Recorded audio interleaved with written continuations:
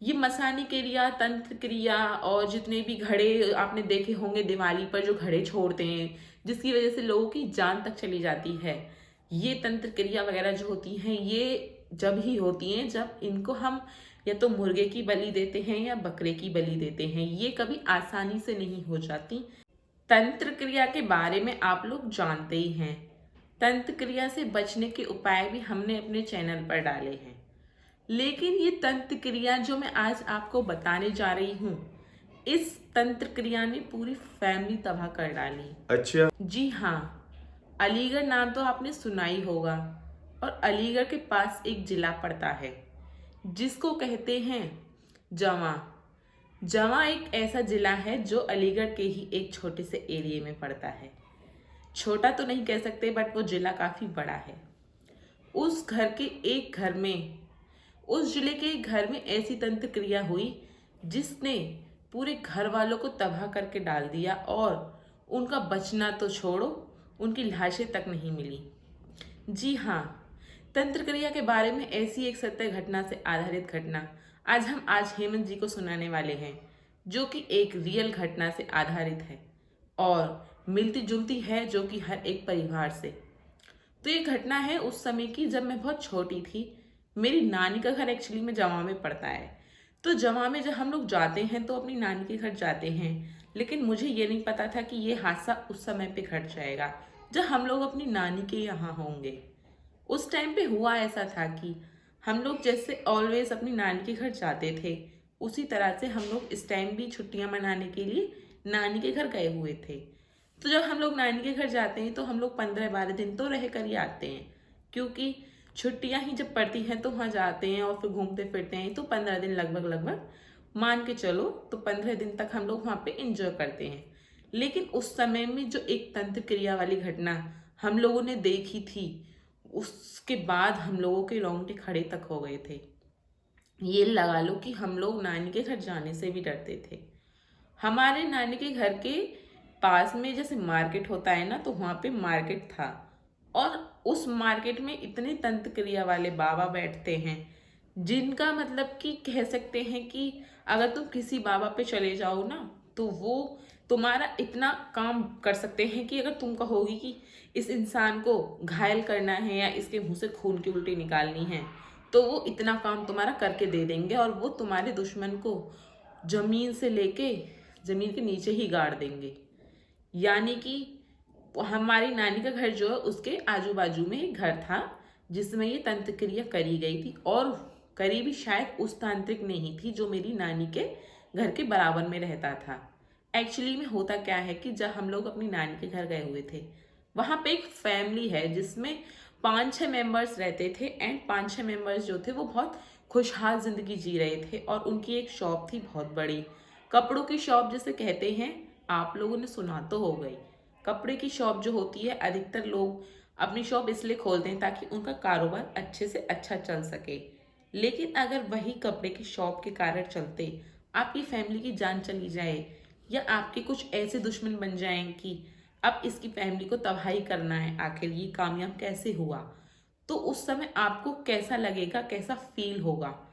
उस घर में एक्चुअली में होता ये है कि 5 सदस्य होते हैं, एंड उनकी शॉप काफ़ी अच्छी चल रही होती है, और उनके बराबर में जस्ट बराबर में एक नया शॉपकीपर एक शॉप खोलता है, जो कि उससे जलकर ही वहाँ पे अपनी शॉप खोलता है कि इसके इसकी जो बहनी चल रही है इसको हम गिरा कर रहेंगे चाहे कुछ भी हो जाए, और हमारी शॉप पे जब नए नए कस्टमर्स आएंगे तो ये खुद चलेगा और इसकी शॉप खुद ब खुद बंद हो जाएगी।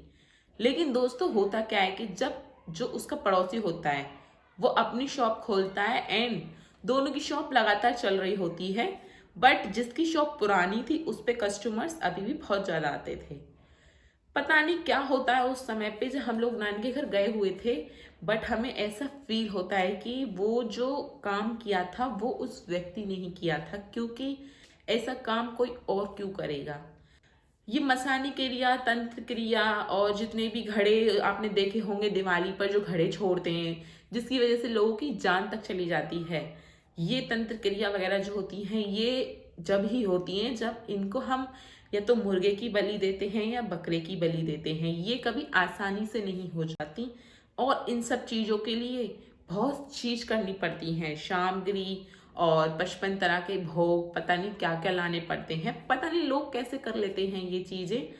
तो जो ये चीज़ होती हैं, जो मसान छोड़े जाते हैं, आप लोगों की फैमिली को तबाह करने के लिए जो मसान छोड़े जाते हैं, ये बलि लेकर छोड़े जाते हैं। ये इतनी आसानी से आपके घर नहीं आ सकते। जब कोई आपका बुरा चाहेगा तो आपके घर पे मसानी क्रिया करेगा या मसान छोड़ेगा कि जा, अब तुझे मैंने इस घर में छोड़ा है और तुझे इस घर के 15 सदस्यों से बदला लेना है।